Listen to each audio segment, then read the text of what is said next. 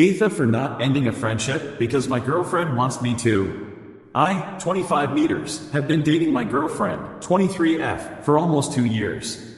We recently got into an argument because I won't end a friendship on her behalf. I have a friend, 21F, who I met through mutual friends. She and I were both from the same country and bonded over that. We're purely friends, as I don't see her as anything more than that. We don't meet up, text/call constantly, whatever, and we do see each other, it's always with other friends present. I didn't know my GF had an issue with our friendship until a few weeks ago when she got upset I was speaking with my friend in my native language. After that, she's kept hounding me about it, telling me to block the girl on everything and stop talking to her. I didn't think it was fair because she has plenty of male friends that I have no issue she hangs out with because I trust her. I explained that I was just happy to know someone from my country and that it was nothing more than a simple friendship, but she told me if I wasn't close friends with the girl then it shouldn't be an issue for me to stop talking to her. I again didn't think that was fair, because it wasn't the point. I am completely lost on this, because I don't understand the issue. She won't budge no matter how much I try to talk to her. I fear if I stop being friends with this girl, my GF will keep having issue regardless. She's showing she doesn't trust me and that bothers me because I trust her fully and pretty much give her all of my attention. I don't think it's wrong for people of different genders to be friends and I didn't think my GF thought any different until now. Am I the weird one for not caring or something?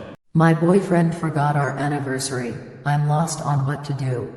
I got really upset and he apologized but it felt half-assed. He explained that he's got a lot going on, that's why he forgot, but that doesn't make sense cause it's not that he forgot the day was coming up, he didn't know the date of our anniversary in the first place. The way he was messaging me it felt like he didn't think it was a big deal so didn't feel that sorry for it. I've also been asking him to get me flowers and plan dates and he hasn't despite numerous conversations. And he knows this. It's hard because he does show his love in other ways, just not these specific ways I want. I also feel like I'm the planner and the person who initiates solving problems and I haven't spoken to him in a few days and nothing's been resolved. He kept texting me to say hi and tell me he loves me and is asking if I'm okay and what can he do. But truth is I'm tired of writing to-do lists and instructing him on exactly how to make me happy because I've done that so many times. All I want is him to turn up with flowers and apologize and literally that's it. But he basically knows what's wrong, that I'm upset, but is doing nothing.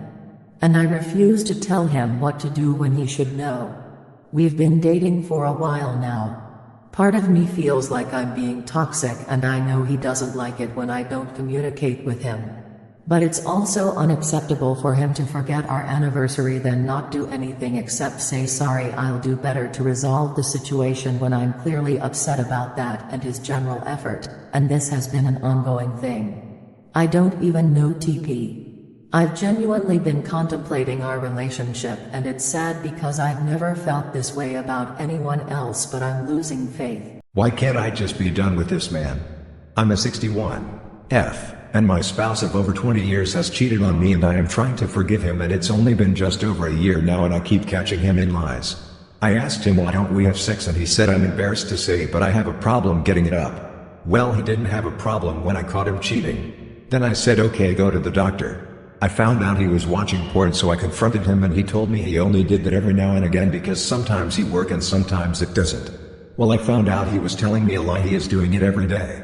Then I was going through his call logs and trying to read his messages because I didn't trust him and so I think now he has a second cell phone because I heard it one morning and I looked and his was on the nightstand but he was in the bathroom with the other one.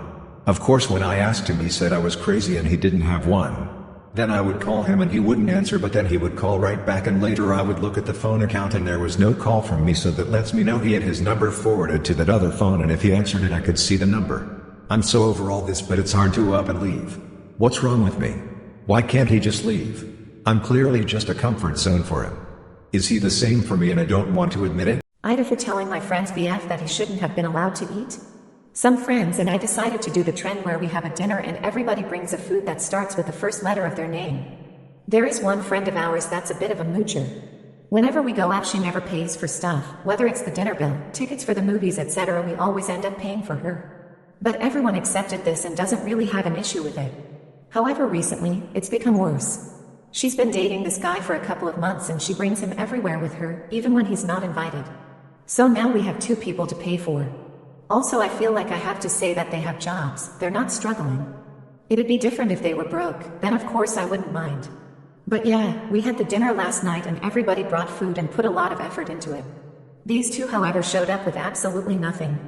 Not even a bottle of soda. We were annoyed, but nobody said anything. It wasn't until the end of the night when they were leaving that I cracked a little. The friend's BF was taking home all the BB ribs that were left. I repeat, all of it, and it was a lot. Like, damn, be considerate at least. He emptied the entire tray of ribs into a container. That's when I politely asked, can you maybe not take all of it? The others might want some too. He got all defensive and asked, why are you treating me like I'm stealing all the food? I clarified that I never said such a thing and that I only asked that he didn't take all of it. He got angry, plopped the ribs back and said, fine, I don't need your food, to which I replied, it kinda seems like you do, and to be honest, you shouldn't have eaten at all since you didn't contribute again, as usual. Then my friend came, took him and just left without saying anything. Now apparently, she's angry with us, mainly me. Most of my friend group doesn't think I did anything wrong, but there are a couple who are saying that I shouldn't have said anything. The thing is that I didn't even say anything to my friend because I don't mind that she doesn't contribute. Her boyfriend was the one irritating me. He eats the most food but doesn't contribute, drinks the most alcohol, doesn't contribute, orders really expensive meals at restaurants, doesn't contribute towards the bill. I guess I got kind of annoyed and snapped at him. I tried phoning her to clarify that I don't have any issue with her, but she's ignoring me.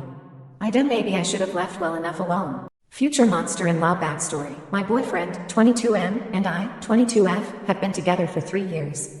We still live at home due to finances, both of us being in school full-time. I have developed a seemingly good relationship with his mom over these 3 years. There has always been a general feeling of competition/dislike towards me on her end. But I bite my tongue because once my boyfriend and I move in together, she won't be as present in my life. This past weekend, I received an opportunity to buy a Tesla for a really great price. I have been searching for a new electric car due to issues with mine, and this was the perfect scenario at the perfect time. The person selling the car is my boyfriend's mother's, I'll refer to as Mel, boss. Mel is boss's personal assistant, so all communication about the car was through her. Mel initially told BF he should take out a loan because this was such a great deal. He declined but said he would spread the word to me, the one in the market for an electric car. I immediately got in contact with Mel on Friday, telling her I was very interested and expressed I have been in the market for car. Later that night, BF received a call from Mel stating that her boss is happy to sell me the car and it will be 100% mine by January. She'd even relayed info about getting the charger installed at my house by boss's company as well as a price to expect. Mel said I should expect a call from her the next day, Saturday. I expressed concern to BF due to past experiences of Mel trying to sabotage opportunities of mine in the past. I was especially concerned because she was not communicating directly with me. He told me not to worry, she wouldn't mess with this. I waited by the phone all day Saturday in case her boss wanted me to come see the car. At 10 p.m. Saturday night, Mel told BF she decided to buy the car herself that morning, 12 plus hours prior. She did not tell him, let alone me, for the entire day. She told him he needs to apologize to me for getting my hopes up when it was never his car to offer to me.